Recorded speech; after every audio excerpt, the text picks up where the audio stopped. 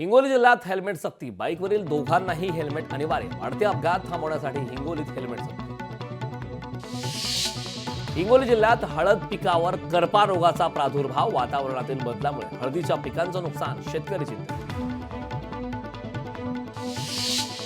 गटनेता निवडीआधी भाजपच्या कोर कमिटीची बैठक. आज सकाळी 10 वाजता भाजप कोर कमिटीची बैठक. विधिमंडळातील भाजप पक्ष कार्यालयात होणार बैठक. पराभवानंतर बाळासाहेब थोरात जनतेसमोर भावनिक झालेत. संगमनेरात सभा संपल्यावर सर्वांच्या भेटीगाठी घेत थोरात भावनिक झाल्याचं पाहायला मिळालं. क्रिकेट बदललं तसं आमचं राजकारणही बदललं. क्रिकेटमध्ये थर्ड अंपायर असतो, तसा थर्ड अंपायर आम्हालाही मिळाला असता तर हे चित्र वेगळं असतं. राज ठाकरेंनी हे वक्तव्य. शपथविधीसाठी याआधीही महिनाभर उशीर झालाय. हे काही नवीन नाही. राज्यात सरकारचं काम सुरू आहे, छगन भुजबळ यांनी वक्तव्य केलं. मार्कडवाडी ग्रामस्थांच्या धाडसाला सलाम करत प्रशासन ब्रिटिशांप्रमाणे वागतंय म्हणत नाना पटोले यांनी सत्ताधाऱ्यांवरती टीका केली. आता उफाळलेलं प्रेम आधी दाखवलं असतं तर शिंदे सोडून गेले नसते. उद्धव ठाकरेंवर प्रसाद लाड यांनी टीका केली. सत्ता स्थापनेसाठी महायुतीत रस्सीखेच सुरू आहे. आग शांत करा अन्यथा ईडीची कारवाई होईल. सुषमा अंधारे यांनी शिंदेंवरती टीका केली. संजय राऊत विनाशकारी विपरीत बुद्धी, राऊतांना भाजपची कावेळ झाली. बबनराव लोणीकर यांनी राऊतांवर जोरदार टीका केली. महायुतीत उपमुख्यमंत्री पदासाठी रस्सीखेच सुरू आहे. शिंदेच्या शिवसेनेपेक्षा राष्ट्रवादीचा स्ट्राईक रेट जास्त आहे. छगन भुजबळ यांनी हे विधान केलंय. तर भुजबळांच्या विधानानंतर उपमुख्यमंत्रीपद अजितदादांच्या राष्ट्रवादीला की शिंदेच्या शिवसेनेला, असा सवाल त्या ठिकाणी केला.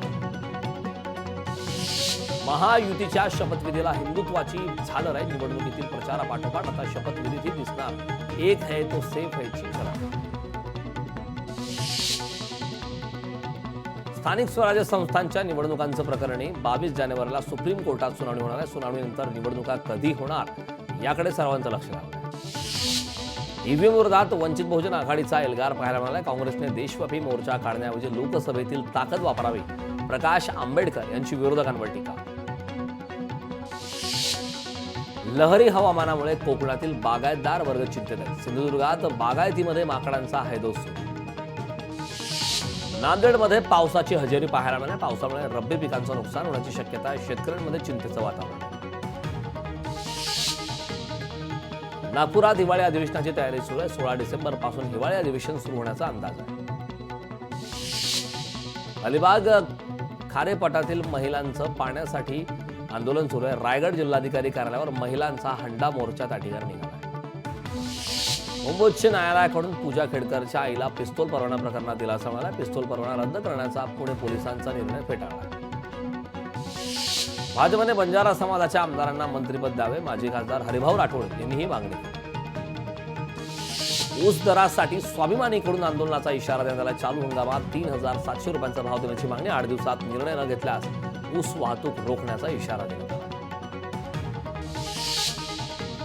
आझाद मैदानासमोरील दुभाजक पालिकेने हटवले. शपथविधी आणि मोदींच्या दौऱ्यानिमित्ताने पालिकेची तयारी सुरू आहे. पंतप्रधान मोदींच्या ताफ्याला अडथळा येऊ नये म्हणून ही खबरदारी घेण्यात आली. बेशिस्त ऊस वाहतूक करणाऱ्या ट्रॅक्टरवर महामार्ग पोलिसांनी कारवाई केली आहे. ट्रॅक्टरच्या पाठीमागे रिफ्लेक्टर नसल्याने अपघात होऊ नये म्हणून ही कारवाई करण्यात आली. तसंच ट्रॅक्टर चालकांना समज देण्यात आलाय.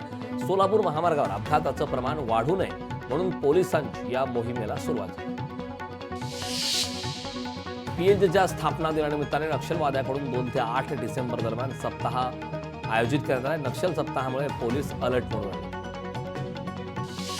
9 महिन्यात वाशिम नगरपालिकेची केवळ 7 कोटी रुपये कर वसुली करण्यात आला. निम्म्यापेक्षा कमी महसूल वसूल झाल्याने अनेकांचं देणं बाकी आहे. त्यामुळे वाशिम शहराच्या विकासाबाबतीतही प्रश्नचिन्ह निर्माण झालं.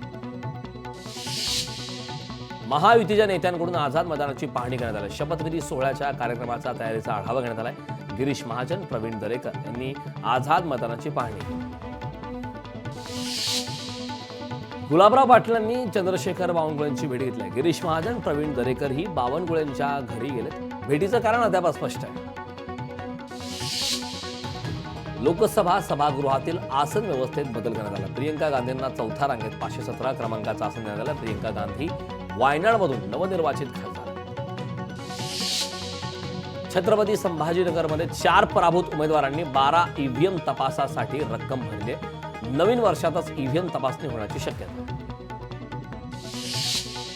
चंद्रपूरमध्ये हेल्मेट सक्ती लागू करण्यात आली. आता मागे बसलेल्या व्यक्तीलाही हेल्मेट अनिवार्य. शहरात येणारा प्रत्येक मार्गावर पोलीस पथकं त्या ठिकाणी तैनात आहेत. कोल्हापुरातून सौदत्ती यात्रेसाठी 175 एसटी बसेसचं नियोजन करण्यात आलं. कोल्हापूरच्या मध्यवर्ती बसस्थानक आणि संभाजीनगरमध्ये एसटी आगारात बुकिंगची प्रक्रिया सुरू आहे. दक्षिण भारतातील फेंगल चक्रीवादळाचा तळ कोकणात परिमाण पाहायला मिळाला. सिंधुदुर्गात काही ठिकाणी पावसाच्या हलक्या सरी तर जिल्ह्यात सर्वत्र ढगाळ वातावरण निर्माण झालं.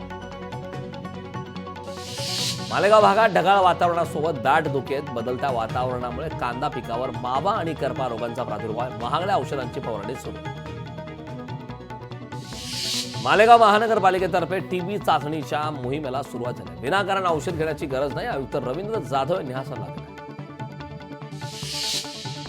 जागतिक दिव्यांग दिना दिवशी माजलगाव नगर परिषदेबाहेर प्रहारचं धरणे आंदोलन झाले. प्रहार संघटनेने आंदोलन करत दिव्यांगांच्या प्रश्नांकडे लक्ष वेधलं. छत्रपती संभाजीनगरमध्ये बिबट्यापासून संरक्षणासाठी अनोखं यंत्र त्या ठिकाणी पाहायला मिळालं. रासायनिक प्रक्रिया घडून आणत स्फोट करत मोठा आवाज करणारे यंत्र बाजारात विक्रीसाठी आले.